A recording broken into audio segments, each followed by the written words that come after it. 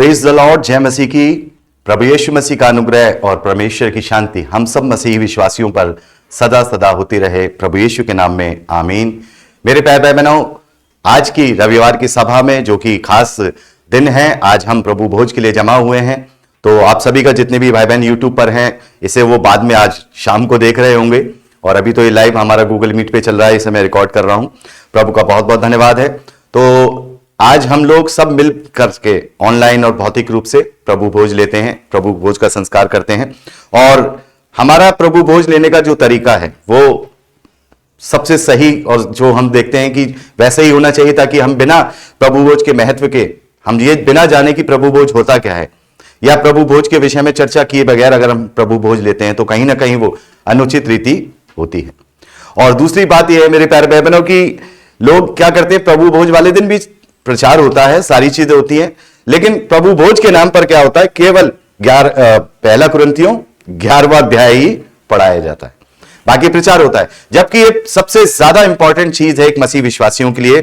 और आज हम इसके विषय में बात करेंगे। आज जो मैं संदेश आप लोगों के लिए लाया हूं मेरे प्यारे भाई बहनों, ये कंप्लीट करने की कोशिश की है मैं एक अलग अलग तरीके से, मैंने बहुत सारे अलग अलग, हर बार जब भी हम प्रभु भोज करते हैं तो अलग अलग तरीके से संदेश मैंने बनाए हैं, लेकिन आज मैं चाहता हूं, आज मैंने कोशिश की है मैंने कि एक कंप्लीट एक ऐसा संदेश बना सकूं जिससे अगर बहुत सारे भाई बहनों को अगर हम बताना चाहते हैं कि भाई प्रभु भोज क्या है, प्रभु भोज कैसे लेना चाहिए, तो हम एक लिंक के द्वारा, एक वीडियो के द्वारा क्या कर सकें, उन्हें हम बता सकें कि भाई इस वीडियो को देख लीजिए, आप अच्छे से समझ में आ जाएगा, आपको अच्छे से समझ में आ जाएगा आखिर प्रभु भोज क्या है। तो मेरे प्यारे भाई बहनों, जैसा कि हम देखते हैं कि प्रभु यीशु मसीह ने कहा मेरे स्मरण के लिए यही किया करो, ठीक है। तो आज के संदेश में हम आज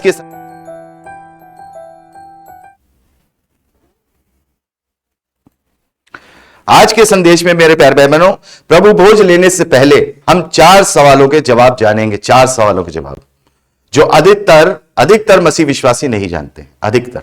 आज मैं कैमरे की तरफ कम सब लोगों को, भाई बहनों को संबोधित करते हुए ज्यादा बोलूंगा, ठीक है। तो सूरज भाई इधर दिखते रहने चाहिए। तो 4 सवालों पर आज हम ध्यान देंगे मेरे प्यारे भाई बहनों, जो अधिकतर मसीह विश्वासियों में लोग जानते नहीं।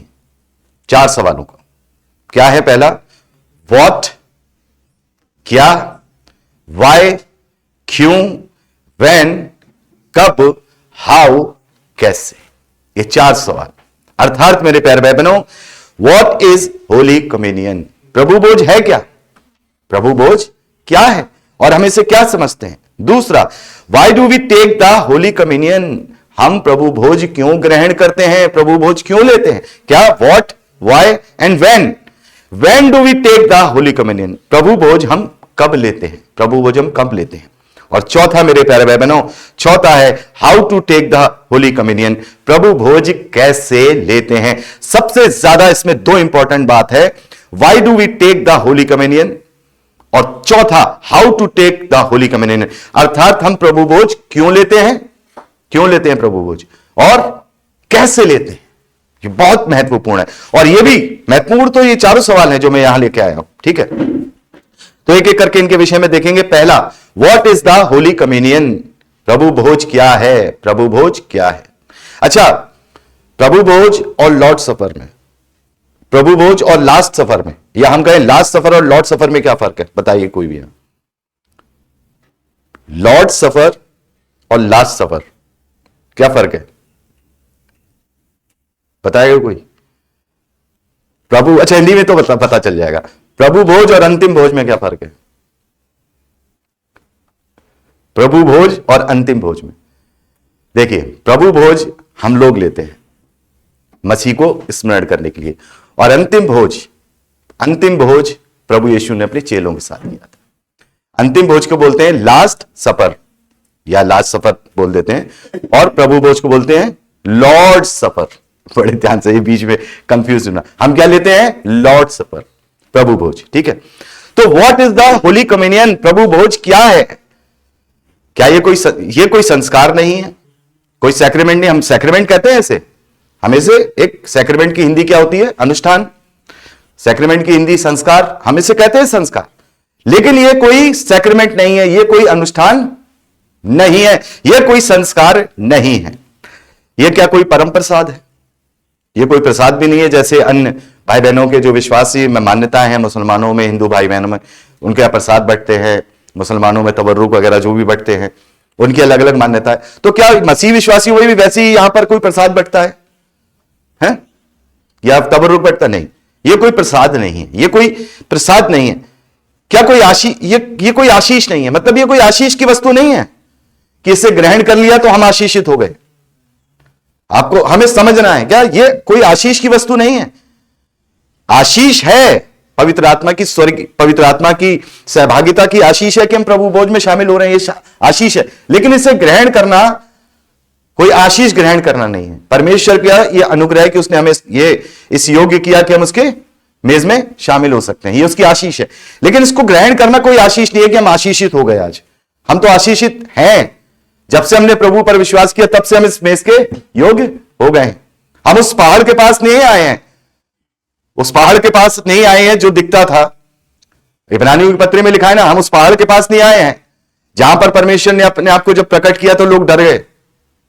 उस कौन सा सिने पर्वत के पास नहीं आए। इब्रानियों की पत्री के अनुसार हम उस पहाड़ के निकट आए जो सिनाई, जिसे हम बोलते हैं सय्योन पर्वत, हम उसके पास आए, प्रभु यीशु मसीह के पास। हम प्रभु यीशु मसीह के पास आए, ठीक है। तो उसने हमें इसी योग्य कर दिया, तो कोई आशीष नहीं। क्या कोई यह धार्मिकता है कि जब इसे हम पूरी करेंगे तभी हम क्रिश्चियन कहलाएंगे?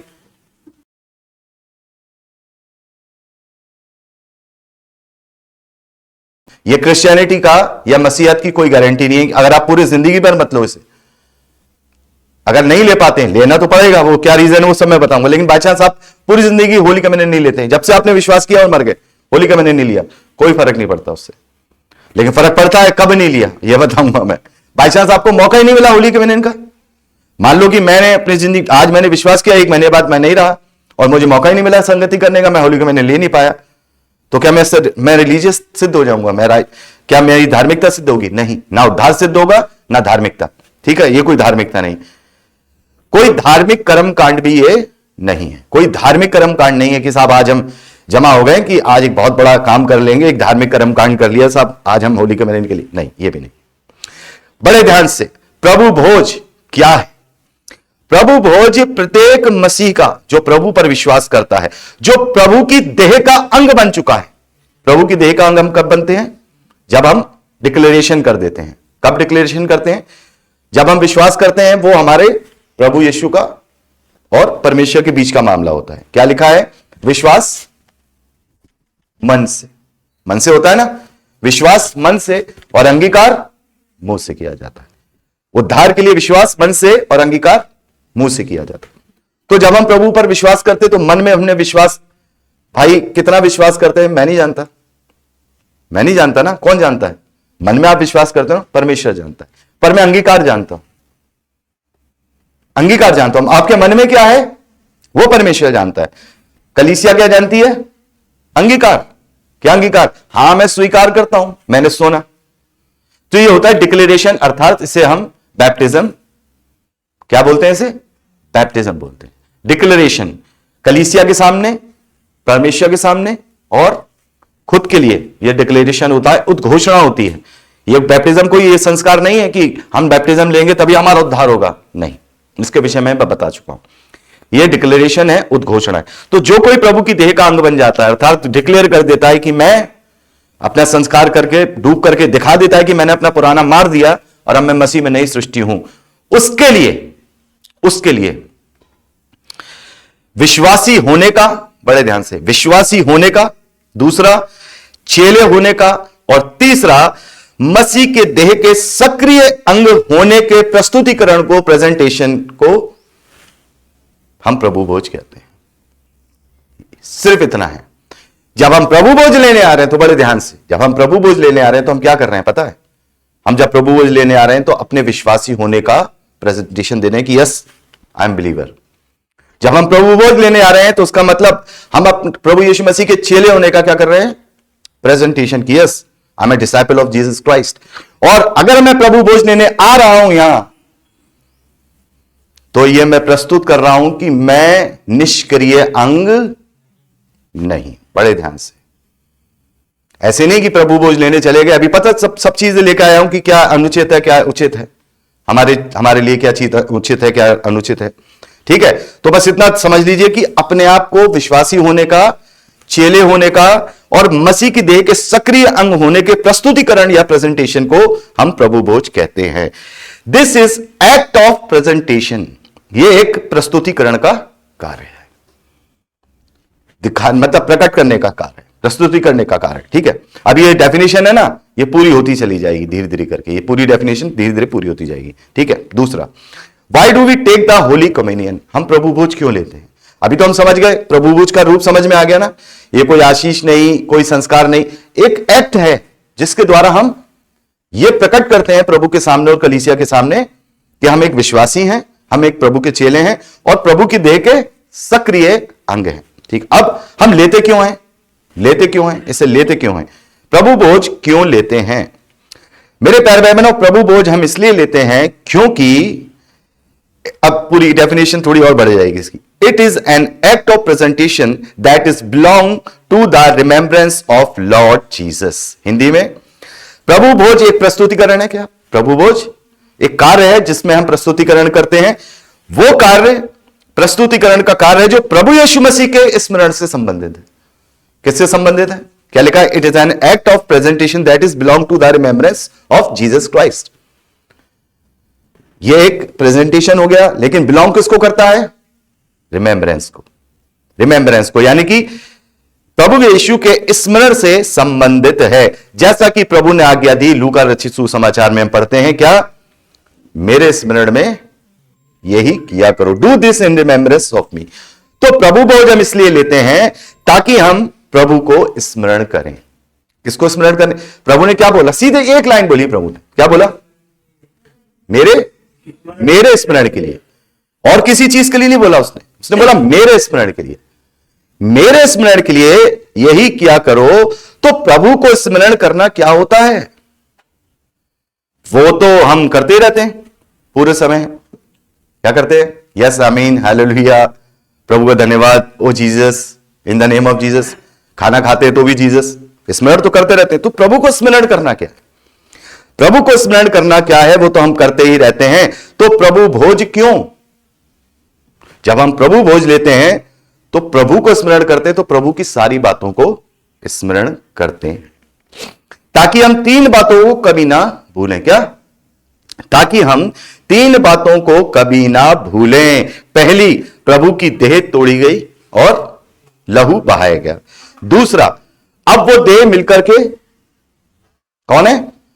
हम हैं। और तीसरा, मेरे प्यारे भाई बहनों, देह का लक्ष्य और कर्तव्य। प्रभु को स्मरण करना केवल ये नहीं कि प्रभु को याद कर लिया, इसलिए प्रभु कहता है कि जो हे प्रभु कहेंगे, इनमें से बहुतेरे क्या होंगे? राज में प्रवेश नहीं करेंगे। प्रभु को स्मरण करने का मतलब ये नहीं कि बस वो चाहता है कि हे प्रभु, और वो ले लिया, क्या बोलते हैं उसको, दाने दाने होते हैं उसमें पढ़ते हैं बस, हे प्रभु, रोजरी ले ली, हमारे यहां रोजरी चलती है, हे संत मरियम, है ना? नहीं, इससे करने से प्रभु को कोई मतलब नहीं, पसंद नहीं होता। वो क्या चाहता है? वो हे प्रभु करने वाले नहीं, वरन क्या, जो उसके पिता की इच्छा पर चलते हैं, क्योंकि प्रभु यीशु मसीह उसकी इच्छा पे चला। तो वो देव हम मिलकर हैं, और देह का लक्ष्य और कर्तव्य, तीन चीजें क्या है? हमें स्मरण करनी, क्योंकि प्रभु के हर एक बात को स्मरण करना है। उसकी देह हमारे लिए तोड़ी गई, ठीक है, वो देह टूट गई, तो अब कहां है वो स्वर्ग में है, लेकिन अपना काम कहां, किसे सौंप दिया? अपनी पार्थिव इस धरती की हम सबको मिला के जो आत्मिक देह उसने बनाई वो। और अब देह का लक्ष्य क्या है? ठीक है, तो इसको हम बाद में विस्तार से देखेंगे। हम प्रभु भोज क्यों लेते हैं, ये अभी मैंने 3 पॉइंट बता दिए हैं, लेकिन इसको बहुत विस्तार से हम आगे करेंगे। ठीक है, अभी हम बात करते हैं तीसरे सवाल की। तो हम प्रभु भोज क्यों लेते हैं? रिमेम्बरेंस के लिए। ठीक है, अभी विस्तार से बात करेंगे। तीसरा, when do we take the holy communion, हम प्रभु भोज कब लेते हैं? हम प्रभु भोज कब लेते हैं? बहुत सारे लोग इसे, अभी मैंने इसलिए बोला था कि ये लॉर्ड सफर है या लास्ट सफर है। ये लास्ट सफर प्रभु यीशु ने लिया, और लॉर्ड सफर हम सब मसीह विश्वासी लेते हैं। मेरे प्यारे भाई बहनों, हम प्रेरितों के कार्य में पढ़ते हैं, मैं इसमें वचन नहीं खुलवा रहा, हम सब जानते हैं, पढ़ते हैं कि विश्वासी रोज, दूसरे अध्याय में क्या लिखा था? 3,000 से ज्यादा उसमें मिल गए और वह रोज प्रेरितों से शिक्षा पाने, प्रार्थना करने और हर रोज रोटी तोड़ने में लौलीन रहे। विश्वासी रोज रोटी तोड़ते थे, अर्थात जब कभी मिलते थे तो रोटी तोड़ते थे, अर्थात प्रभु भोज लेते थे, जैसा लिखा है। पहला कुरिन्थियों 11वें अध्याय 25वें वचन को जब हम पढ़ते हैं तो वहां क्या लिखा है? जब कभी पियो, क्या लिखा है? जब कभी पियो या जब कभी खाओ। यहां पे जो जब कभी लिखा है ना, जब कभी है, जब कभी, ये जब कभी, जब हम इसे ग्रीक में देखते हैं तो शब्द है होसाकिस। क्या शब्द है? होसाकिस। अब होसाकिस को ऐसे याद कर सके, हो सके, जितना हो सके, जितना हो सके, होसाकिस। इसका अर्थ है जितनी बार, एज ऑफ्टन एज। क्या? एज ऑफ्टन एज, जितनी बार। इसका मतलब क्या है? जब कभी का मतलब क्या हो गया? जब कभी का मतलब हो गया अर्थात जितनी बार तुम मिलो। एज ऑफन एज मतलब जो ग्रीक में शब्द है उसका मतलब है जितनी बार। यहां लिखा है जब कभी। जब कभी से थोड़ा सा ठंडा सा लगता है, जब कभी मिल लिए, कभी मिल लिए, कभी नहीं मिल लिए। जितनी बार मिलो, जितनी बार तुम मिलो या जितनी बार खाओ पियो, जितनी बार भी तुम हो, मेरे स्मरण में यही किया। जितनी बार। तो जितना ज्यादा से ज्यादा हो सके क्या होता है? करें हम रोटी तोड़े। और वैसे नहीं जैसे हम लोग आज तक करते आए थे, पहले हम भी वैसे ही करते थे। अपनी अपनी कलीसियाओं में गए, वहां पर बड़े शिद्दत के साथ घुटनों पे बैठे, ऐसे हाथ किया, बस होली का मैंने लिया और दुआ करी, पता नहीं क्या करके आए, डर के आए, बैठ गए, हो गया काम, पूरी धार्मिकता। ये तो करते थे हम लोग, चाहे कुछ सियाना ही हो, चाहे कोई हो, सब ऐसे ही करते थे, हमें पता ही नहीं था। लेकिन इससे जब हम रोटी तोड़ते हैं ना, आज हम जब ये देखेंगे क्यों हम ले रहे हैं रोटी, क्यों तोड़ रहे हैं, जितनी बार हम रोटी तोड़ेंगे उतनी बार हमें अपने कर्तव्य का स्मरण खुद को भी होगा और दूसरों को भी होगा, उतनी बार। इसलिए प्रभु ने कहा कि तुम 24 घंटे में भी भूल सकते हो सकता है मैं कल दूसरे काम में लग जाऊं, है ना। आज तो मैं सुन के गया, हाँ प्रभु मैं ये करूंगा, अच्छा प्रभु आज मैं ये चीज कर लूंगा, या मैं उसको चलो सुसमाचार सुनाऊंगा, उससे बात करूंगा, तेरी देह बढ़ाने के लिए काम करूंगा। पता लगा अगले दिन क्या हुआ, भूल गए। तो प्रभु ने कहा नहीं, जब कभी दो विश्वासी मिलो, दो से ज्यादा मिलो, क्या करो? मेरे स्मरण में यही किया करो। तो जितनी बार तुम मिलो मेरे स्मरण में यही किया करो। तो कलीसियाई रूप में यह नहीं हो पाता है पॉसिबल। कलीसियाई रूप में तो हम लोगों ने क्या किया, पहले चेलों ने क्या किया, एक हफ्ता बना दिया कि भाई रविवार के रविवार सप्ताह के पहले दिन मिलेंगे। अब थोड़ी कलीसिया और बड़ी हो गई है, अब हमारी कलीसिया भी दूर दूर से आ रही है, कोई 3 घंटे दूर से आया, मैं 24 घंटे दूर से आया, कोई 4 घंटे दूर से आया, भाई 2 घंटे दूर से आए। तो पॉसिबल नहीं हो पाता है कि हम एक साथ एक जगह जमा हो। तो एक महीना बना दिया है भाई, चलो महीने के महीने हम इस चीज को करेंगे। लेकिन जब कभी दो मसीह विश्वासी आपस में मिले, जब कभी, चाहे वो खाए ना पिए, वो क्या करें, वो एक दूसरे को रिमेम्बरेंस कराते हैं। याद है कौन हो तुम, कौन हो भाई, विश्वासी हो या चेले, कि चेले हो तो काम करो। काम ये नहीं करना कि फामड़ा चलाना है कि तौड़ा चलाना है। काम का मतलब अपने आप को प्रभु के राज्य के लिए तैयार करो, इस्तेमाल करो, कहीं ना कहीं कैसे भी इस्तेमाल करो, ठीक है, जितनी बार भी किया। तो प्रभु भोज हम कभी भी ले, जितनी ज्यादा हो सके उतनी बार ले, क्योंकि ये केवल आशीष का कारण नहीं है, ये एक दूसरे को चेताने का, एक दूसरे को सावधान करने का, एक दूसरे को तैयार करने का कारण है। मेरे प्यारे भाई बहनों, विश्वासियों को यह आज्ञा है कि जितनी बार तुम मिलो तो यही करना है। इसके लिए किसी अगुए या पास्टर की जरूरत नहीं है। इसे ना एक तरीके से ऐसी चीज बना ली जैसे कि पुजारी होता है ना मंदिर का, लो भाई प्रसाद ले लो, प्रसाद ले लो, प्रसाद ले लो, है ना। ये पास्टर वाला काम नहीं है। वो बात अलग है कि जब हम कलीसिया में जमा होते हैं तो भाई कोई ना कोई तो अगुवाई करेगा। तो अगुवे को कहते हैं भाई आप अगुवे हैं, आप ही करिए। जो या फिर अगुवा नहीं तो कोई प्राचीन मतलब जो सबसे पुराना विश्वासी। प्राचीन का मतलब ये नहीं कि बुजुर्ग, याद रखना हमेशा। बाइबल के हिसाब से जहां प्राचीन लिखा है, प्राचीन की हिंदी होती है बुजुर्ग, है ना, बुजुर्ग या क्या बोलेंगे, बुजुर्गियत, है ना। लेकिन बाइबल के हिसाब से प्राचीन का मतलब पुराना मतलब मान लो कि अगर हम सब विश्वासी हैं तो हम में से जो सबसे ज्यादा पुराना विश्वासी है, मतलब जितने साल हो गए, वो अगुवाई करेगा। और लेकिन अगवे होते हैं तो अगवे कर लेते हैं। लेकिन ये किसी की बपौती नहीं है कि सब होली का महीने नहीं है। नहीं, अगर हम नहीं कर पा रहे हैं, किसी चर्च में संगति नहीं हो पा रही है, हम कहीं नहीं जा पा रहे हैं, तो हमें करना है 4 लोग मिले, 4 लोग बैठे, क्या करें, रोटी तोड़ें आपस में। तो जितनी बार करें, जितनी बार मिलो, यही करना है। किसी पास्टर या अगवे की इसमें जरूरत नहीं है। कम से कम 2 या 3 या इससे ज्यादा एक साथ देह बनकर जो कार्य कर रहे हैं वह देह का अंग बन गए हैं। तो यह जरूरी है कि वह जब कभी मिले, खाए पिए, स्मरण करें। हाँ, यदि कलीसियाई रूप से प्रभु भोज कर रहे हैं तो अच्छा है कि कोई प्राचीन या अगुवाई करे। तो यहां पर अब प्रभु भोज की पूर्ण परिभाषा एक मैं लेके आया हूं यहां इन तीनों बातों से। अभी हम कैसे लेते हैं अलग चीज है। हमने क्या देखा, प्रभु भोज क्या है, प्रभु भोज हम क्यों लेते हैं, और प्रभु भोज प्रभु भोज क्या था, हाँ, कब लेते हैं। इससे देखिए पूर्ण बन जाती, कब लेते हैं।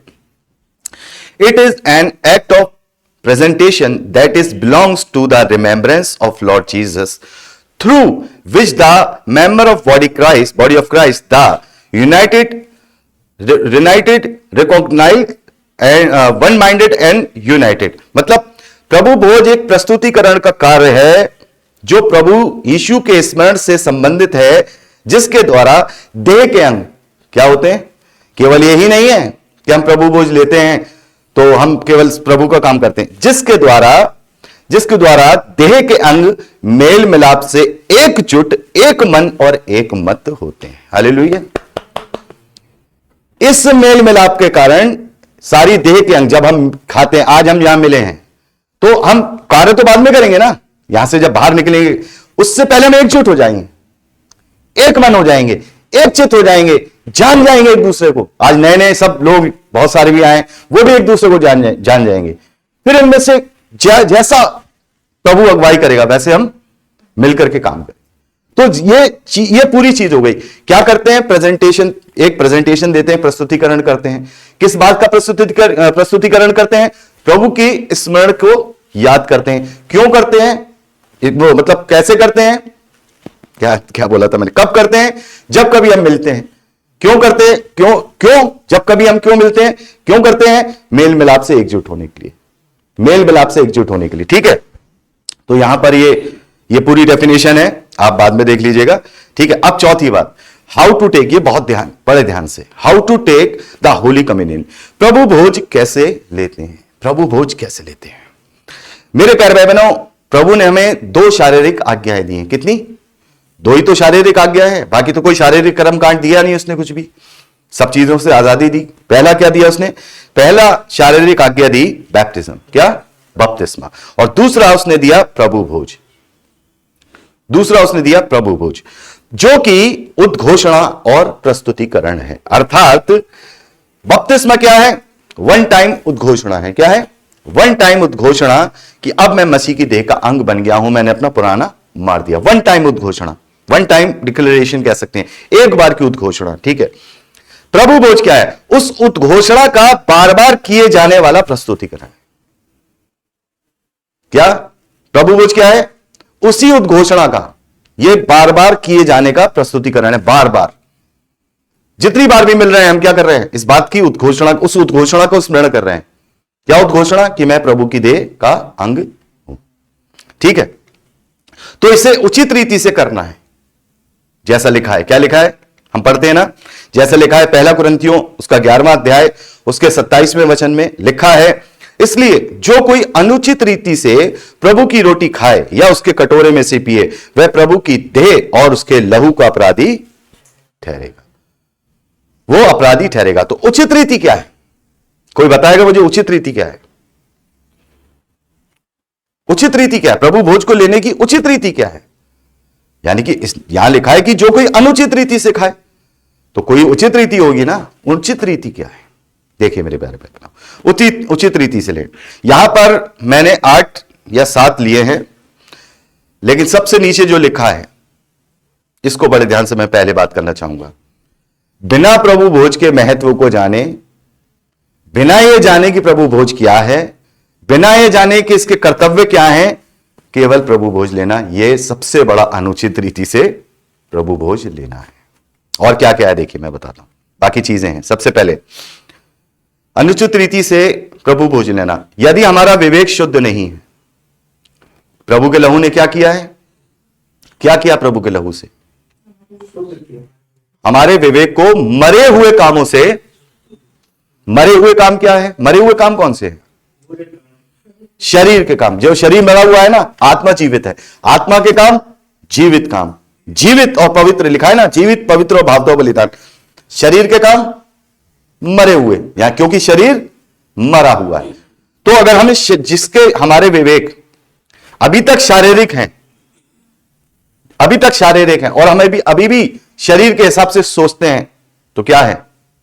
तो इसका मतलब यह है कि अभी हम अनुचित रीति से प्रभु भोज ले रहे हैं।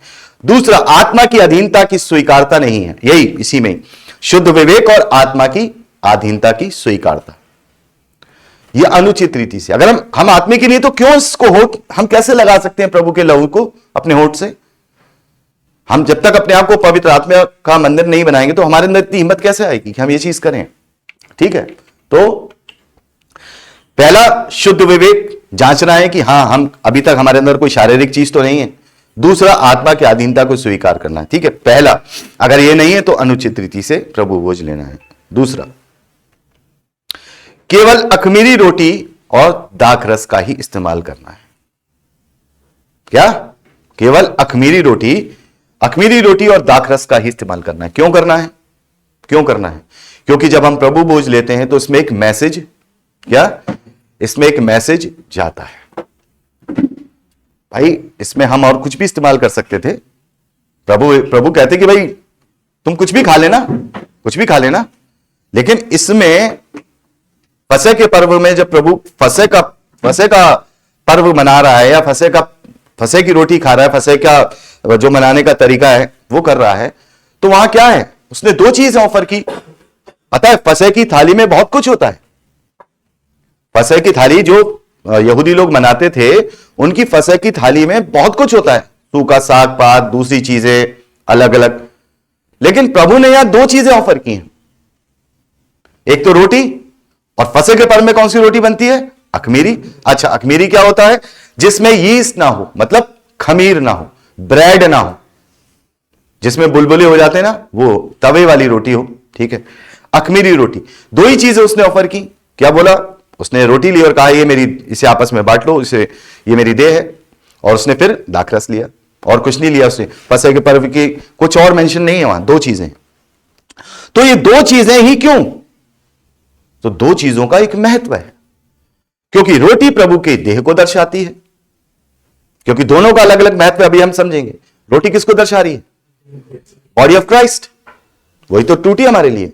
और लहू, और प्रभु का लहू, और ये माफ कीजिएगा, और ये दाखरस प्रभु के लहू को दर्शा रहा है। और दाखरस को ही लहू से, लहू को दाखरस से कंपेयर किया गया पुराने नियम में, किसी और से नहीं। तो लहू को रिप्रेजेंट कौन कर रहा है पुराने नियम के अनुसार? दाखरस। ठीक है, और हम देख रहे हैं कि प्रभु की जो देह है वो किससे रिप्रेजेंट हो रही है? रोटी से, क्योंकि प्रभु ने कहा जीवन की। तो अगर जो चीज प्रभु को रिप्रेजेंट कर रही है, यही तो मैसेज है, यही तो मैसेज है। दो चीजें ही क्यों? ताकि जब रोटी दे तो देह का स्मरण हो, जब दाखरस दे तो लहू का स्मरण हो। देह और लहू दोनों का अलग अलग काम। देह से पापों की प्रायश्चित हुई, लहू से वाचा बंदी। तो जब ये लहू प्रभु को रिप्रेजेंट कर रहा है, माफ कीजिएगा, ये दाखरस प्रभु के लहू को रिप्रेजेंट कर रहा है, ये रोटी प्रभु की देह को रिप्रेजेंट कर रही है, तो यहां रूह अफ़ज़ा कैसे आ जाए? कैसे हम अपने बच्चों को बताएंगे? चाय बिस्किट से भी कर रहे हैं आजकल। ब्रेड कैसे आ जाएगी? उसमें खमीर है, और बाइबल खमीर को पाप का चिन्ह बताता है। ऐसा नहीं, हम खमीर खा नहीं सकते, खा सकते हैं, खमीरी रोटी सब खा सकते हैं, लेकिन जो चीज प्रभु को रिप्रेजेंट कर रही है, क्या अपने बच्चों को सिखाएंगे? लोग समझते नहीं है। मुझे लगता है कि एक चर्च में एक भाई ने बोला कि भाई अखमीरी रोटी, और भाई प्रभु की देह को दर्शा रही, वो खमीरी नहीं है, वो निष्कलंक है, निष्कपट है। अन्य बलि जैसे चढ़ाई जाती है, अन्य बलि का फुलका वैसे होना चाहिए। ठीक है, तो बोला अरे हमारे यहां तो होता है, चलता है। चलता कैसे? तुम्हारी कलीसिया में एक भी ऐसा नहीं है जो एक रोटी को बना पाए, एक रोटी बना पाए अखमीरी। तुम्हारी कलीसिया में कोई ऐसा नहीं है। इतने सारे जाने कब से दाखरस मिल रहे हैं, पुराने अच्छा पुराने चर्चेज में ये अच्छी बात, पुराने चर्चेज में ये बहुत अच्छी बात कि उन्होंने कभी इस चीज से खिलवाड़ नहीं किया। वहां मिलेगा pure red wine without alcohol तो मिलेगी, प्योर दाखरस मिलेगा तो प्योर दाखरस मिलेगा, रोटी मिलेगी तो खैर अभी भी थोड़ा बहुत अभी नाटकबाजी शुरू हो गई है, अभी बताऊंगा मैं उसको, ठीक है। एक केवल अखमीरी रोटी और दाखरस। तीसरा केवल एक रोटी, क्या केवल हम अभी कम छोटी कलीसिया है, केवल क्या एक रोटी,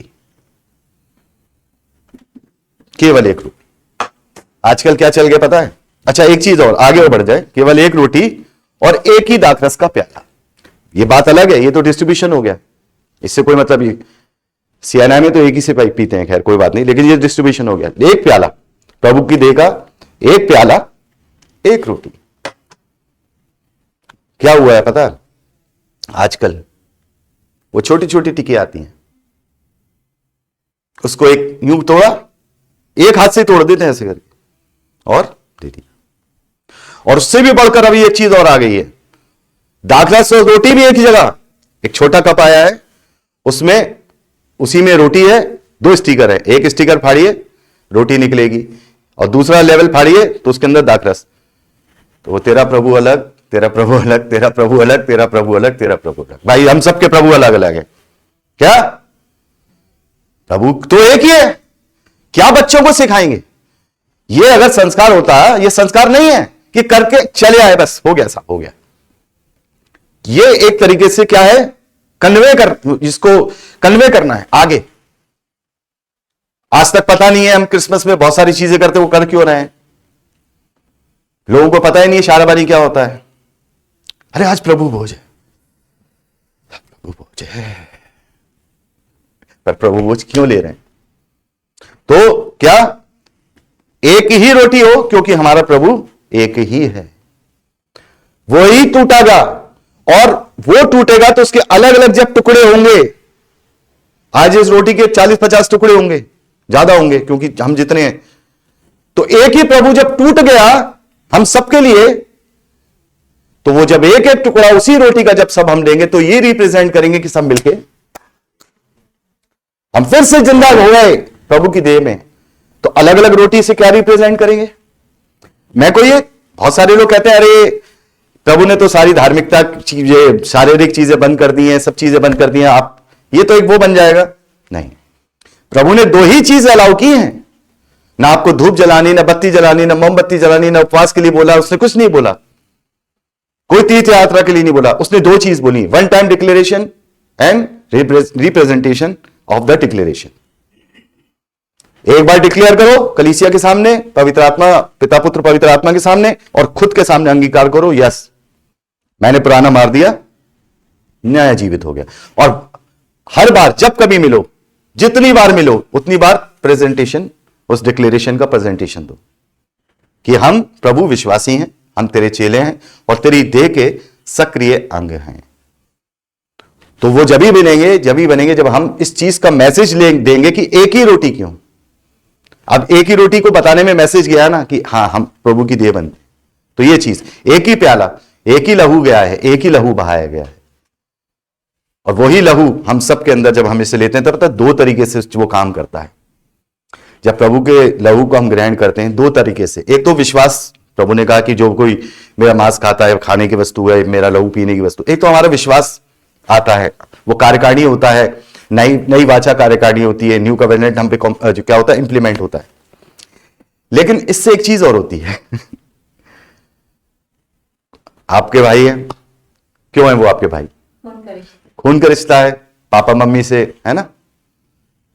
ये प्रभु का खून जब हम लेते हैं ना, तो मम्मी पापा के खून के रिश्ते से भी बड़ा रिश्ता, हालेलुया, मम्मी पापा के खून के रिश्ते से भी बड़ा रिश्ता बनता है। मम्मी पापा के खून के रिश्ते तो आपको धोखा दे देंगे, लेकिन यीशु के खून के बने रिश्ते कभी धोखा नहीं। लेकिन वो सच्चे वाले होने चाहिए, वो शरबत पी के आगे तो उससे क्या फायदा सही मायने में लहू का महत्व जानने वाले 1v4 परिवार के सदस्य अपने परिवार वालों से ज्यादा अपने 1v4 परिवार के सदस्यों पर ज्यादा भरोसा रखते हैं। सच बता रहा हूं, इतना भरोसा तो मैं अपने सगे भाई पे भी नहीं रख सकता जितना भरोसा मुझे आप सब पर। भरोसा वो वाला नहीं, परमेश्वर वाला, एक ट्रस्ट वाला भरोसा कि हाँ भाई ये मेरे साथ धोखा नहीं करेगा, ये मेरे साथ गलत नहीं करेगा। ठीक है, एक ही दाखरस, एक ही प्याला, एक साथ लेना, एक साथ लेना, जितना हो सके हम एक साथ लेना। एक साथ लेने से क्या होता है, एक अनुशासन बनता है इस चीज का कि हां हम सब एक साथ हैं। आगे पीछे नहीं दौड़ना, आगे पीछे अगर एक साथ नहीं लेना है तो फिर एक कप से एक साथ पियो, नहीं समझे? अगर एक साथ नहीं लेना है तो फिर एक साथ कप से पियो, एक ही कप से सब बेटर है। वो बेटर नहीं, वो सही है। लेकिन कोई बात नहीं है, आजकल बहुत सारी चीजें भाई, लोग बहुत पहले की तरह इतने वो नहीं रह गए इम्यून।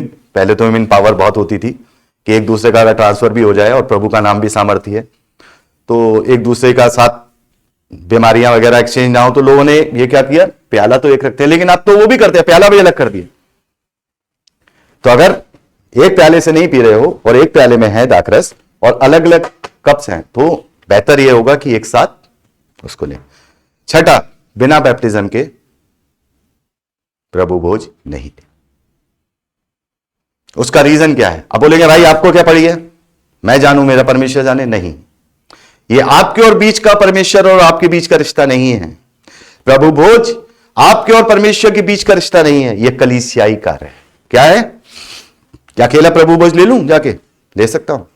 नहीं ले सकता, अभी भी ये बताऊंगा। प्रभु भोज एक कर्तव्य है, प्रभु भोज उस कर्तव्य का स्मरण है। तो प्रभु भोज बिना डिक्लेरेशन के हम नहीं कर सकते। यह नहीं है कि आपने अगर बैप्टिज्म नहीं लिया तो आपका उद्धार नहीं होगा। उद्धार हो गया किस दिन? जिस दिन मैंने अंगीकार कर लिया, प्रभु मैं तुझे अपना उद्धारकर्ता, पर्सनल उद्धारकर्ता मानता हूं, चाहे मैं पूरी जीवन भर बैप्टिज्म ना लूं तो भी मैं कहां जाऊंगा? मेरा उद्धार हो चुका है, स्वर्ग के राज का मैं भागी हूं। यह मिसकॉन्सेप्ट पुरानी कलीसियाओं में चला आ रहा है मार्टिन लूथर के समय से। क्या चला आ रहा है?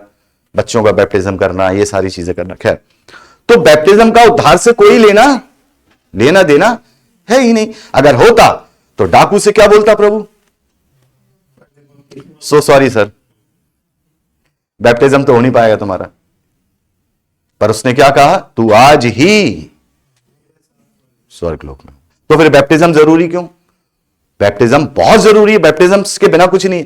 बैप्टिज्म कलीसियाई रूप से डिक्लेरेशन है। क्या लिखा है? विश्वास और अंगीकार, दोनों चीजें हो गई ना। उद्धार के लिए मन से विश्वास कर लिया, अब कलीसिया क्या जानेगी भाई? तो गवाही, उस गवाही को, और उस गवाही का एक तरीका है। ये गवाही कहते ना, अब बोले कि भाई अरे छीट का दे दो, ये कर दो, गवाही का एक तरीका है। अब पूछो क्यों है? क्यों एक तरीका है कि डूब करके लिया जाए और वो भी लाश की तरह डुबोकर? इसका सबका एक प्रेजेंट, एक क्या मैसेज है? पूछो क्यों? हम अपनी मर्जी से कैसे कह देंगे नहीं साहब छीट का करा दो, झंडे वाला करा दो, अरे बचपन में करा दो, क्या पता। प्रभु ने, यहोवा परमेश्वर ने, किसी ने, सबने पढ़ी उत्पत्ति की पुस्तक, कैसे प्रॉमिस किया था, कैसे वाचा बांधी थी इब्राहिम से? कोई बताया? किस रीति से बांधी थी? कोई बताएगा किस रीति से बांधी थी? परमेश्वर ने अब्राहम से वाचा को किस रीति से पक्का किया? क्या उसने एक्ट किया? कोई बताएगा क्या क्रिया की उसने? नहीं, खतना तो उसने उसको कहा करने के लिए। परमेश्वर ने क्या क्रिया की पता?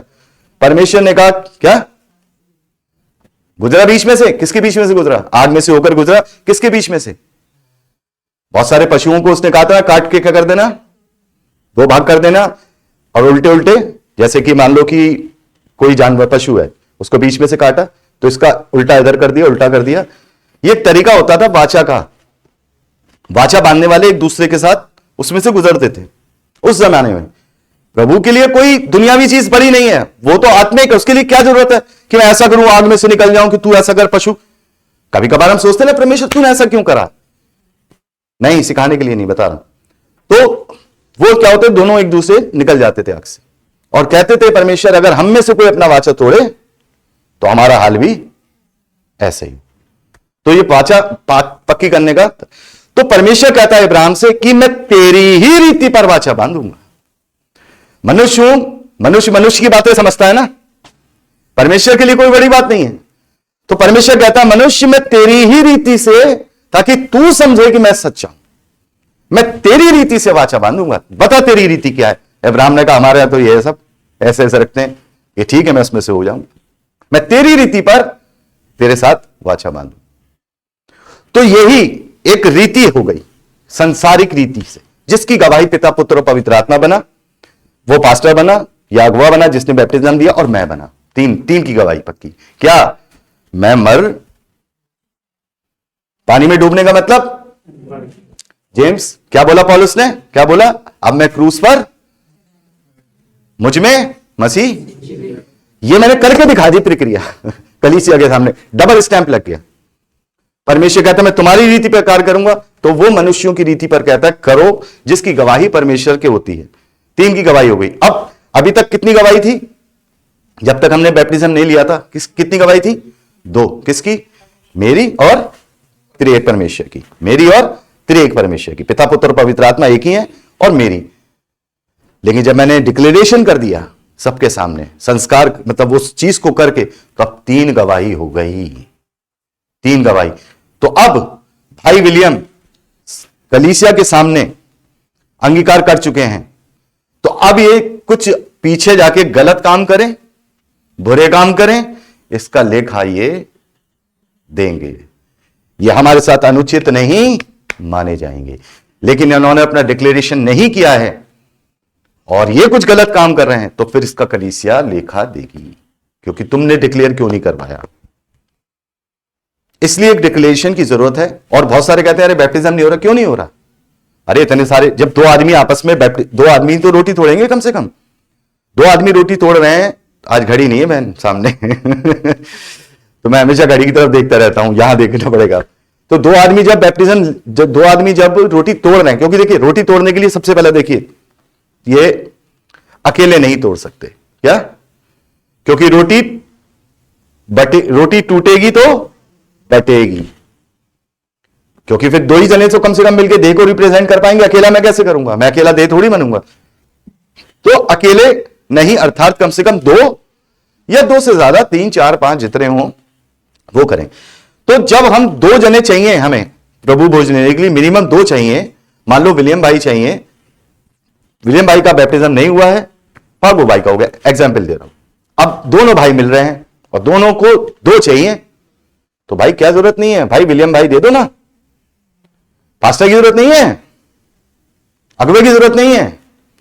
एक विश्वासी दूसरे विश्वासी को बैप्टिज्म दे, अंगीकार कराए। वहां पर भी 3 गवाही हो गई कलीसिया के रूप में, थर्ड पार्टी। क्योंकि फिलिप्पुस ने दिया ना, फिलिप्पुस ने किसको अकेले बपतिस्मा दिया था, खोजे को, उसका बैप्टिज्म वैलिड है। क्यों, खोजा कलीसिया को रिप्रेजेंट करता है और वो खुद अपने आप को करता है, वहां पिता पुत्र एक परमेश्वर तो है ही। तो इसमें कोई परेशानी नहीं है। परेशानी मालूम है कब आती है, जब उन्हें सर्टिफिकेट चाहिए होते, सर्टिफिकेट चाहिए होते। तो बिना बपतिस्मा। और 8वां, बिना इसका महत्व जाने। क्या अनुचित रीति क्या है, बिना प्रभु भोज का महत्व जाने इस रोटी में शामिल होना अनुचित रीति है। सबसे बड़ा खतरनाक ये है, क्योंकि जो इसे अनुचित रीति से लेता है वो इसके खाने और उसके पीने से अपने ऊपर दंड लाता है। तो आइए, क्योंकि मेरे प्यारे भाई बहनों, जब तक हम इसका महत्व नहीं समझेंगे, हम इसे उचित रीति से नहीं ले सकते। जब तक हम इसका महत्व नहीं समझेंगे, जब तक हम इसे उचित रीति से नहीं ले सकते, तो आइए इसे हम विस्तार से जानेंगे कि हम प्रभु भोज क्यों लेते। मैंने बताया था ना, अब हम इससे थोड़ा विस्तार से जानेंगे, क्योंकि हम हर महीने इसको विस्तार से जानते हैं, लेकिन टाइम हो गया है, इसलिए थोड़ा हम लोग करते हैं। लेकिन मैं कोशिश करूंगा भी, केवल 12 बजे हैं तो 12:15 बजे तक, 12:15 12:20 तक करके हम लोग अपना फिर संस्कार करेंगे। ठीक है, तो विस्तार से जानेंगे कि हम प्रभु भोज क्यों लेते हैं। समझ में आ गई, 3 बातें तो समझ में आ गई। 4 में से क्या है, एक प्रेजेंटेशन है, ठीक है, और क्यों लेते हैं अभी और विस्तार से जान रहे हैं। ठीक है, और तीसरा क्या था, मैं बार बार भूल कब लेते हैं? कब लेते हैं? एक साथ जब भी जमा हो, जितनी बार जमा हो। क्यों जमा होने के कारण मेल मिलाप के द्वारा एकजुट, एक चित्त, एक मन, एक दृढ़ता के साथ हम लोग क्या कर सके? प्रभु के राज की कार्य के लिए अपने एक दूसरे को याद कर सके। और चौथा मैंने बता दिया, अभी हमने बात की अनुचित रीति से कैसे लेते हैं वो सब बातें, ठीक है। आइए मेरे प्यारे भाई बहनों, प्रभु भोज हम इसलिए लेते हैं ताकि हम 3 बातों को कभी ना भूलें। प्रभु क्या कहता है? मेरे स्मरण में, प्रभु का स्मरण यही है वो 3 बातें, क्योंकि प्रभु ये 3 बातें ही करने आया था इस धरती पर, ठीक है। प्रभु 3 बातें करने आया था इस धरती पर, तो वो प्रभु से तीनों बातें रिलेटेड है। प्रभु ने ये नहीं कहा कि यरूशलेम याद रखना मेरे साथ साथ, बैतलहम याद रखना मेरे साथ साथ, नहीं। प्रभु ने कहा मेरे स्मरण में ही क्या करो। तीनों बातें प्रभु से। पहला, प्रभु की देह आया किस लिए था? वो प्रायश्चित का मेमना बनने, हमारे लिए बलिदान होने, उसकी देह और उसके लहू को बहाया गया, प्रभु से रिलेटेड, ठीक है। दूसरा, अब वह देह हम है, अर्थात वो देह टूट गई। क्या देह? वो देह टूट गई है और उसने कहा मेरा जुआ सहज है। क्या? आओ बोझ से हे परिश्रम करने वालों और बोझ से दबे हुए लोगों, मेरे पास आओ, मैं तुम्हें विश्राम दूंगा। मेरा जुआ अपने ऊपर, तो यही जुआ था प्रभु का, यही तो जुआ था। जुआ क्या होता है? जुआ कोई आजादी का सिंबल नहीं है। जुआ किसका सिंबल है? बंधन का, बंधन का। तो प्रभु ने हमें आजाद किया है, लेकिन एक छोटा सा बंधन, एक छोटा सा हल्का बंधन, प्रभु कहते हैं ये हल्का है, दे दिया है। कैसे? अगर 50 किलो का बंधन, जुआ क्या होता है पता है ना? बैल के ऊपर जो बांधा जाता है, एक बैल के ऊपर, योग जैसे बोलते हैं योग, एक बैल के ऊपर एक जुआ रखा है, एक बैलगाड़ी का, बेचारा वो खींच रहा है, ठीक है। लेकिन वो 10 बैल कर दिया जाए और 10 बैलों को एक जुआ दे दिया जाए तो दौड़ेंगे तो सरपट, दौड़ेंगे कि नहीं? वो बग्गी होती थी 4 घोड़ों वाली, कैसे भागती है? और उसी पे एक घोड़ा लगा दो क्या हो जाएगा? एक घोड़ा बेचारा थक जाएगा। और उसी में लगा दो 50 घोड़े, उसी बग्गी में उड़ जाएगी बग्गी, उड़ा देंगे। ऐसे ही प्रभु का जो कार्य था वो पहले अकेला था। क्या? प्रभु का जो कार्य था वो उसने बहुत भारी जुआ उठाया, पर उसने हमें हल्का करके दे दिया। यानी कि उसने भारी जुआ क्या उठाया? अकेले ही सारे जगत के पापों को ले उठा, है ना? भारी जुआ उठाया, मृत्यु उसने सहन करी, तकलीफ सहन करी, बेइज्जती सहन करी, सब कुछ सहन करा, सब कुछ करा। उसके बदले में वो हल्का हमें कर गया कि अब तुम्हें को नहीं मारना, बलि विलाद नहीं चढ़ाना, कोई ऑब्जेक्टिव चीज नहीं करनी, कुछ नहीं करना, बस तुम्हें क्या करना? प्योर विश्वास करना है।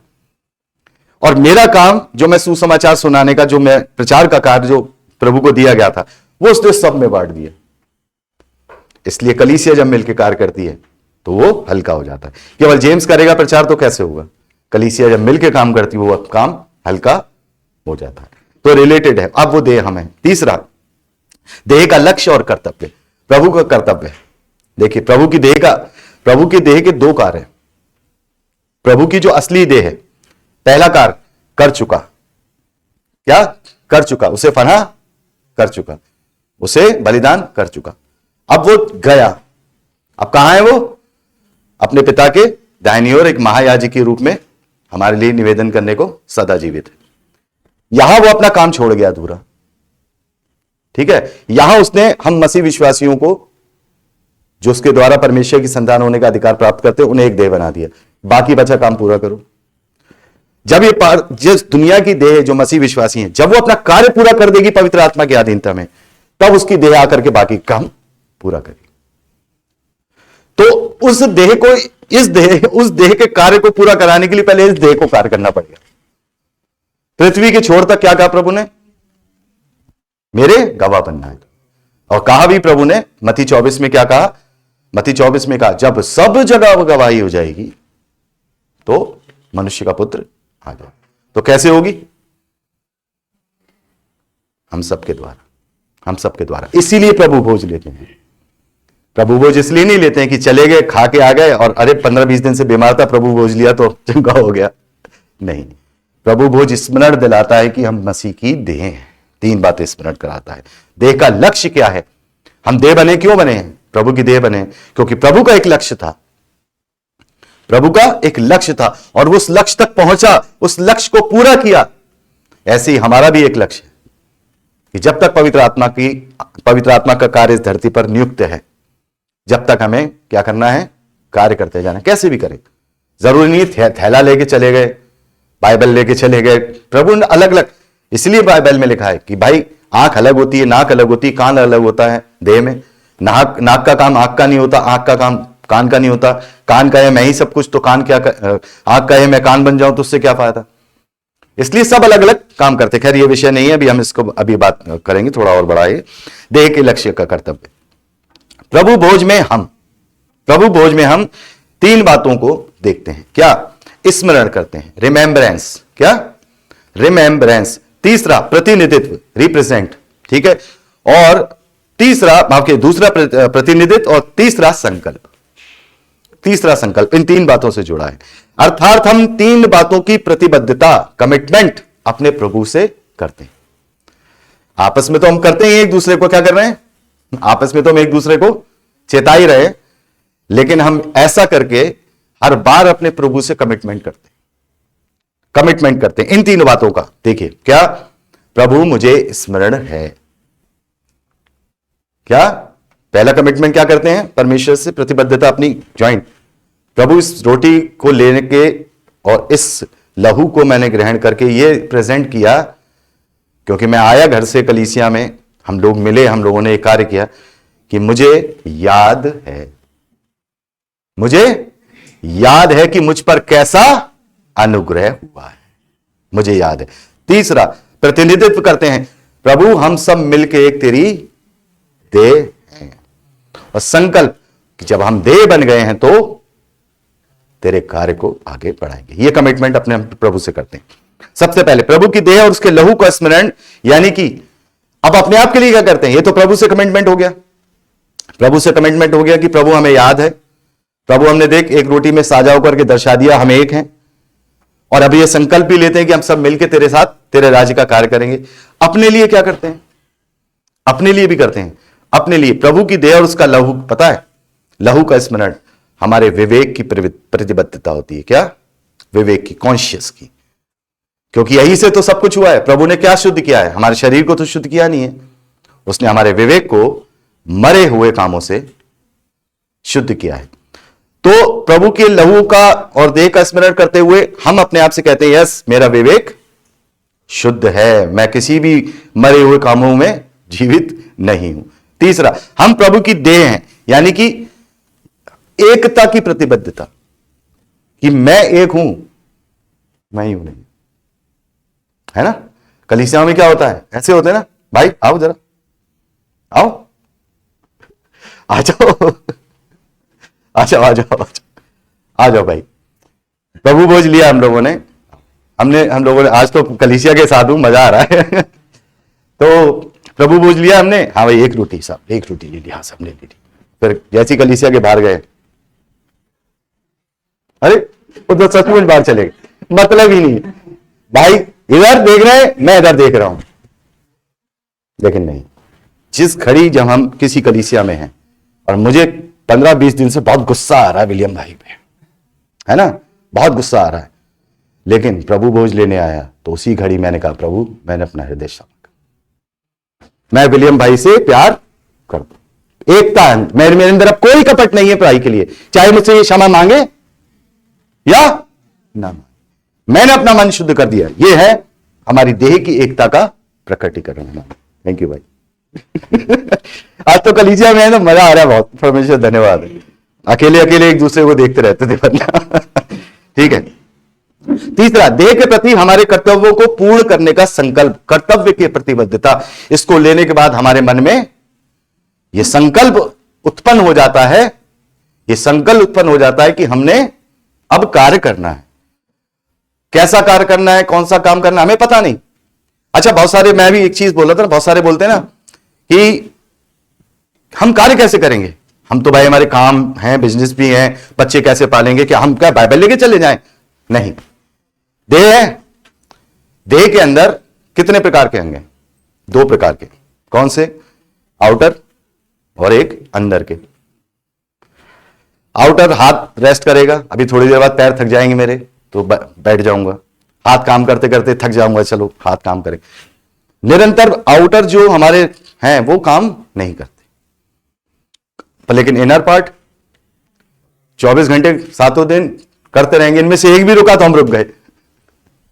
तो इसी तरीके से कुछ ऐसे हैं जिन्हें परमेश्वर ने पवित्र आत्मा के द्वारा नियुक्त किया कि वो कुछ को, अब तो भविष्यवक्ता और प्रेरित नहीं है, हमारे लिए भविष्यवक्ता और प्रेरित पवित्र बाइबल ही है, टीचर करके किसी को पास्टर करके, लेकिन वो पवित्र आत्मा के द्वारा, मनुष्यों के द्वारा नहीं, किसी को इवेंजलिस्ट करके नियुक्त कर दिया।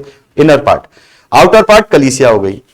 अब इसमें कुछ ऐसे हैं जो हाथ बन के काम कर रहे हैं दुनियावी के साथ साथ पार्ट टाइम, चलो पास्टर जी ये काम मैं कर लेता हूं, चलो ये मेरे को, मैं अच्छा प्रभु की महिमा में गीत गाता हूं तो गीत गा सकता हूं, मैं एवेंजलिज्म कर सकता हूं, जैसे हमारी कलीसिया करती है 1V4 की, कभी ट्रैक बांटना, कभी कुछ करना, सारी चीजें करना।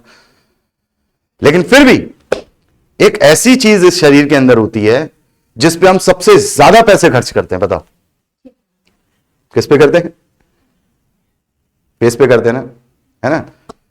कितनी कितनी की क्रीम होती है, बहनों को पता है ज्यादा, ठीक है? कितने कितने की क्रीम होती है, ये क्रीम वो क्रीम, फेशियल, ये सब, है ना? क्यों करते हैं?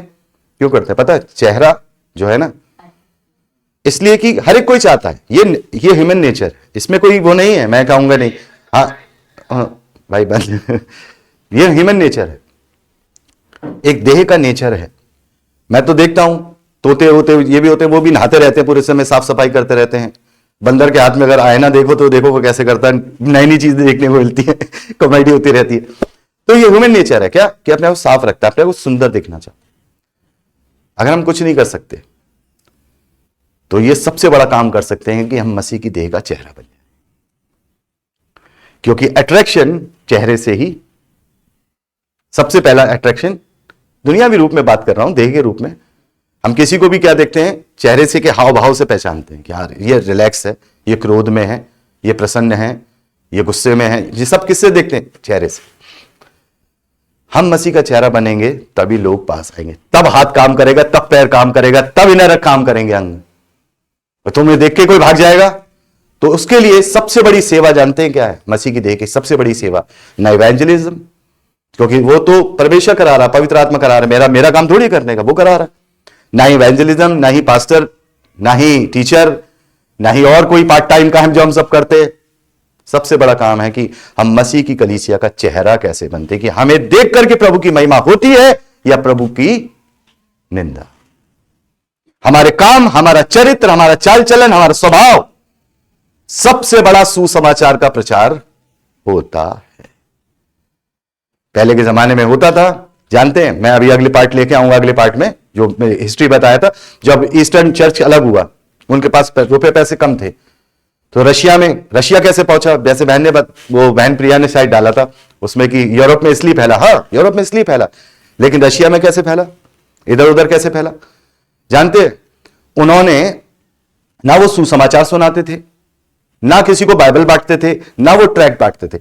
उन्होंने एक ऐसी अपने अंदर चीज डेवलप की कि वो केवल अपने नेचर के द्वारा, अपनी सेवा भाव के द्वारा, उनके बीच में उन्होंने ऐसा, यहां तक कि उनकी लैंग्वेज भी नहीं जानते थे, वो ऐसा इंपैक्ट डाला कि देश के देश उड़ा दिए उन्होंने, देश के देश। और ऐसी ऐसी जनजातियां जिनके बीच में जाने से भी क्या हो, इंसान डरे, अरे मार दें, बिल्कुल खत्म कर दें इंसान को, ऐसी जगह। केवल किससे? चेहरे से सेवा कर रहे हैं लोगों की। किसी को नहीं कह रहे यीशु कौन है, किसी से नहीं कह रहे कि जीसस को मानो, किसी से नहीं कह रहे कि कन्वर्जन करो, नहीं, सिर्फ अपना चेहरा दिखाकर, अपनी चीजों को दिखाकर, सेवा करके, उनके साथ अच्छा व्यवहार करके, उनको अपने साथ बैठाकर। ठीक है, एक मैं वीडियो क्लिप देखी थी कि कोई टीचर है, खान सर करके, है ना, उसकी वो बता रहा था कि क्रिश्चियंस ने कोई ऐसे नहीं किया, वैसे नहीं किया, उन्होंने सेवा की, सच बता रहा था वो, उन्होंने सेवा की, राइट टू एजुकेशन दिया और बिल्कुल समानता का अधिकार। तो क्या हुआ, इसी से क्या हुआ, फैला। तो ये सबसे बड़ा काम है, क्या सबसे बड़ा काम, कि हम अपना मसीह की देह का चेहरा बन जाएं, मसीह की देह का अट्रैक्शन बन जाएं। जितना, सच बता रहा हूं, आज कल ट्रेन से आया ना, परसों हम लोगों की नीचे की बर्थ थी, और मेरी और भावना की, और ऊपर एक सरदार जी लड़का था, करीब 16-17 साल का। तो वहां पर मैं अपना बैग रखना चाहता, तो होता है ना वो सीट उसके ऊपर रखने का, दोनों तरफ सीट होती है, ऊपर एक रखने का होता है लगेज रखने का। तो मैं अपना वहां बैग रखना चाह रहा था लैपटॉप का कि ये सेफ रहेगा। तो जैसे मैं गया वहां, सरदार जी जब से जाने कब से ऊपर चढ़े थे, तो वही सब कुछ, उनके केले के छिलके, उनकी दूसरी चीजें, कूड़ा कबाड़ा सब पड़ा था। बोला अंकल मैं डाल लेता, मैंने नहीं डाला, मेरे को दो तुम कहां नीचे उतरोगे, उसका पूरा कूड़ा मैंने उठा लिया। ऐसे भावना भी देख रही थी मुझे क्या कर रहे हैं, पूरा कूड़ा उठा लिया और पूरा कूड़ा उठा करके जाकर के मैं डस्टबिन में डाला है कि बेटा कोई बात नहीं। अगली बार भी उसके साथ, अब वो बंदा मुझे देखता जा रहा है, ये कौन सा आदमी जो दूसरे को कूड़ा उठा लिया किसी ने। सोचिए जरा, हम तो अपना भी कूड़ा उठाने में घिन करते हैं, लेकिन नहीं। तो वो पूरे रास्ते देखता गया और मुस्कुराते मुस्कुराते मुस्कुराते मुस्कुराते वो लास्ट तक गया। और एक दो और भी काम उसके साथ हुए थे, उसका जूता वूता भी मैंने अंदर कर दिया था, नीचे उसका सूटकेस वगैरह सेट कर दिया था। जानते मैंने कुछ नहीं किया, लेकिन उसे पता लग गया, क्योंकि मैं जब काम कर रहा था बाइबल स्टडी का, जब मैसेज भेज रहा था, उसे पता लग गया था हम कौन है, क्योंकि मैं रिकॉर्डिंग कर रहा था, जय मसीह की सबसे बात कर रहा था। वो समझ गया था कि ये विश्वासी है। हो सकता है कि यही उसके लिए बीज हो। मैंने तो सुसमाचार नहीं सुना है, यही उसके लिए बीज हो कि अच्छा विश्वासी ऐसे होते हैं। तो ये चीज एक हमें क्या करना है, अपना चेहरा बनना है। तो मेरे प्यारे भाई बहनों, हमें प्रभु की देह का स्मरण करना है कि वो देह हमारे लिए तोड़ी गई। जब कभी हम इसमें से खाते हैं, हमेशा लेट हो जाता है। इसका मैंने कई बार किया हुआ है, इसलिए हम लोग पिछले संडे को भी कर चुके हैं और उससे पहले भी कर चुके हैं, तो ये पूरा डिस्क्रिप्शन नहीं दूंगा। लेकिन आज जो हमने बातें की हैं, शायद वो एक तरीके से वो कंप्लीट है, तो जल्दी जल्दी करूंगा। तो देह का हमें स्मरण करना है, सबसे पहले देह को स्मरण करना है। क्यों? क्योंकि देह के द्वारा ही हमारे पापों का प्रायश्चित होता है। बिना देह के पापों का प्रायश्चित नहीं होगा। वो निष्कलंक मेमना बना, उसकी देह हमारे लिए तोड़ी गई, और उसको स्मरण करना, उसकी तकलीफ को स्मरण करना। और ये यशायाह भविष्यवक्ता कहते हैं कि वो मनुष्य का सा ना जान पड़ता था। तो ये रोटी ही क्यों? इसलिए क्योंकि जब ये रोटी टूट रही है और मुंह में जा रही है, ये दुनियावी रोटी, ये अभी रिप्रेजेंट करने वाली, हम क्या दिन में रोटी खाते हैं, अन्न खाते हैं, क्या करते हैं? उससे हमें क्या मिलता है? जीवन मिलता है ना। लेकिन करते क्या उसको खाने के लिए, पता है? उससे पोषक तत्व लेने के लिए क्या करते हैं? चबाते हैं उसको, लुगदा बना देते हैं। लुगदा, अपना लुगदा निकाल के दोबारा नहीं खा सकते हम। अगर हमारे मुंह में अगर कुछ कंकड़ आ जाए, हम निकाल देते हैं ना, मुंह से निकाल देते तो फेंक देते हैं, मुंह में वापस नहीं डालते हैं। इतना मतलब लगता है। प्रभु यीशु मसीह हमारे लिए लुगदा बन गया। वो शरीर, छिदा हुआ शरीर, ये छिदा हुआ शरीर देखिए इसमें कि उसका रूप यहां तक बिगड़ा हुआ था कि वह मनुष्य का सा ना जान पड़ता था। वो हमें अनंत जीवन के लिए क्या हो गया? लुगदे के समान बन गया। मनुष्य सा नहीं दिख रहा था। वो शरीर का कोई हिस्सा ऐसा नहीं था जहां से खून ना टपक रहा। उसको याद करना कि ये रोटी जब तोड़ते ना, हमारे सीएनए में सिखाया जाता है, जो कंफर्मेशन होता है ना, सीएनए में क्या सिखाते हैं? इसको दांत नहीं लगाना, इसको टंग से करना। लेकिन मैं कहता हूं दांत लगा, क्योंकि तू ही कारण है उसकी दांत का।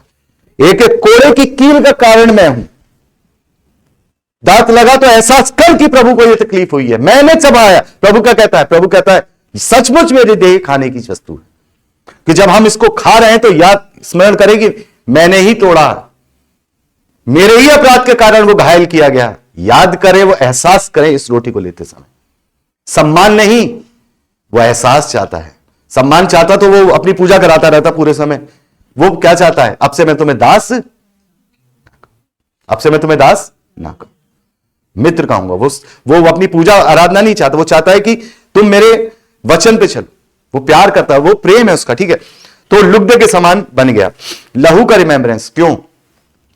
लहू का रिमेंबरेंस इसलिए कि बिना लहू बहाए वाचा नहीं बनती। हम कौन सी वाचा? New covenant.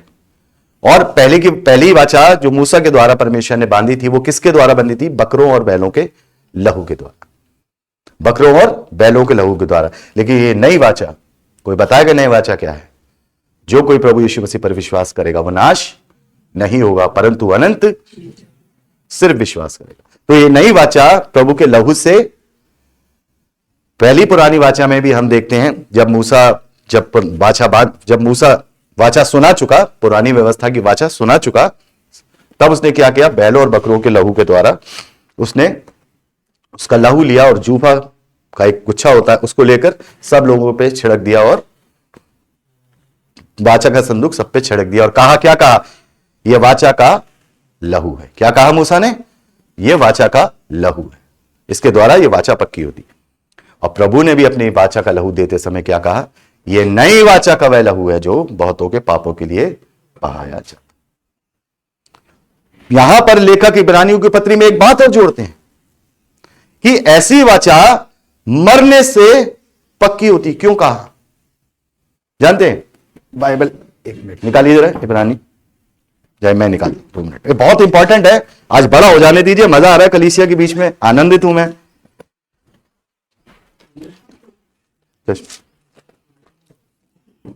इब्रानी 9 निकाल रहा हूं, 10 या 9 में है।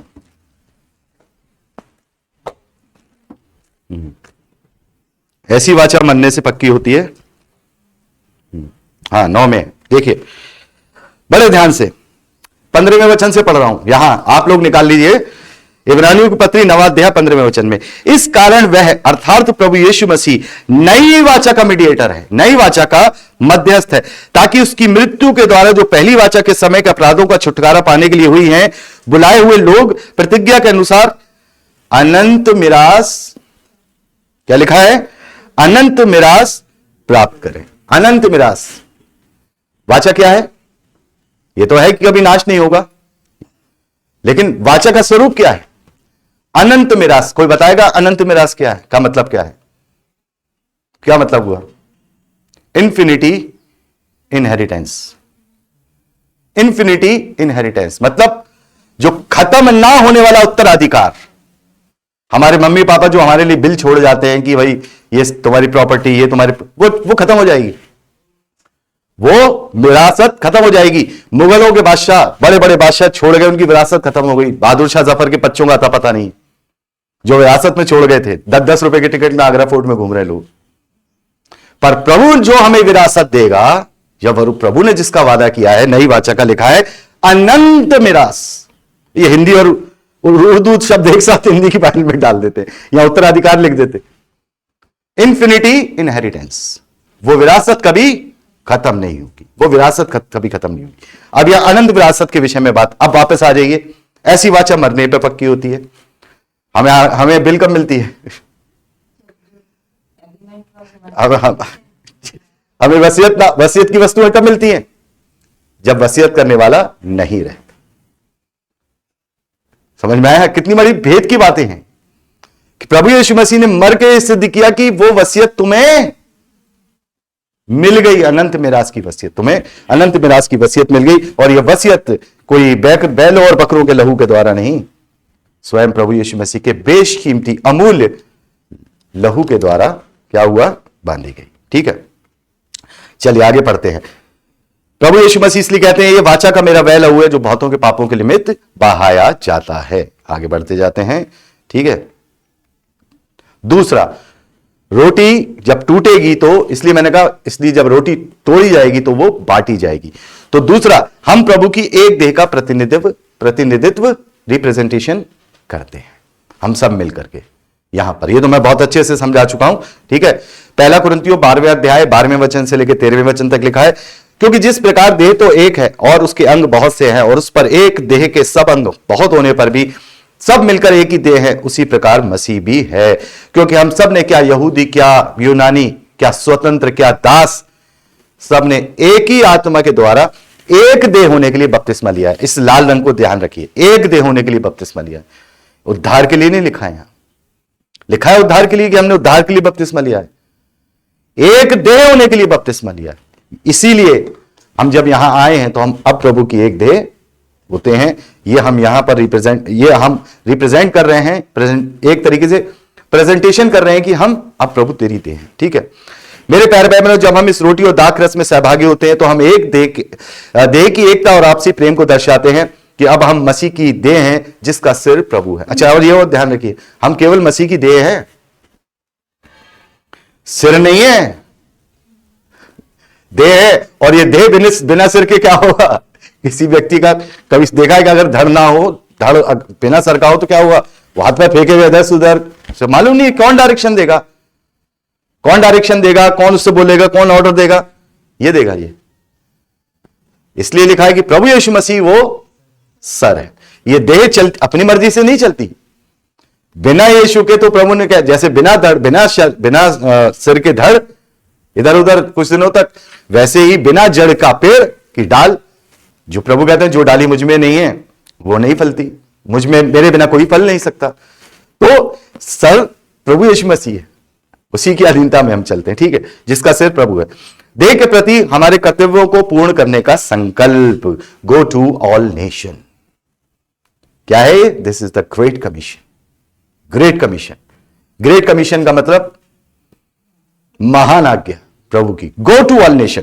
पहला कुरिन्थियों 11वां अध्याय 26वें वचन में लिखा है, जब कभी तुम इस रोटी से खाते और इस कटोरे में से पीते हो, जब कभी तुम इस रोटी से खाते और इस कटोरे में से पीते हो, तो प्रभु की मृत्यु को जब तक वह ना आए प्रचार करते हो। आगे क्लियर बात? ये प्रभु भोज लेते ही हम इसीलिए हैं कि ये कमिटमेंट करते हैं कि हमें प्रभु का प्रचार करना है, और उसके लिए आपको दो चीजें कर सकते हैं। आप प्रभु के वचन से दोस्ती करिए।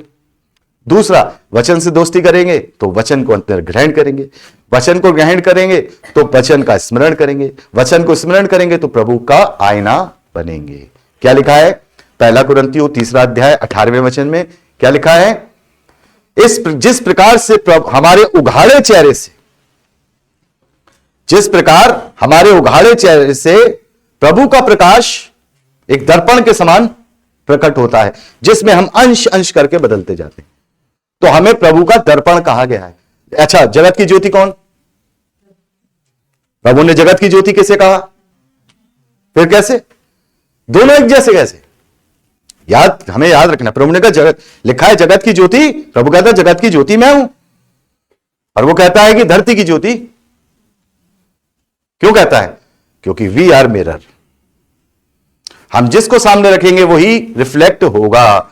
हम दुनियावी वस्तुओं को दिखाए रखेंगे सामने तो हमारे अंदर से दुनियावी वस्तुएं रिफ्लेक्ट होंगी। यदि हम प्रभु यीशु मसीह के वचन को सामने रखेंगे तो वचन रिफ्लेक्ट होगा, वचन रिफ्लेक्ट होगा। हमारे उघाड़े चेहरे, मतलब हमारे खुले चेहरे से पता चल जाता है कि हम किसके पीछे चलने वाले। जिस तरीके से आईना कभी झूठ नहीं बोलता, इस तरीके से हमारा चेहरा और हमारा व्यक्तित्व कभी झूठ नहीं बोलता, पता चल जाता है। उसी से प्रभु को महिमा मिलती है, या फिर उसी से क्या मिलती है? प्रभु को निंदा का हम कारण बनते हैं। ठीक है, तो प्रभु की मृत्यु को जब तक वह ना आए प्रचार करें, प्रभु का दर्पण बने, प्रभु के वचन से दोस्ती करें, यही यहां पर है। तो अब समय है कि हम प्रभु भोज का संस्कार करेंगे, लेकिन मैं YouTube के भाई बहनों से जो रिकॉर्डिंग चल रही है उसको यहां मैं हटाना चाहूंगा, फिर हम लोग आज के संस्कार में जाएंगे। ठीक है, तो YouTube के भाई बहनों के लिए अभिवादन कर देता हूं। Praise the Lord. जय मसीह की। खुश रहिए, सुरक्षित रहिए, प्रभु यीशु मसीह से लिपटे रहिए। आमीन।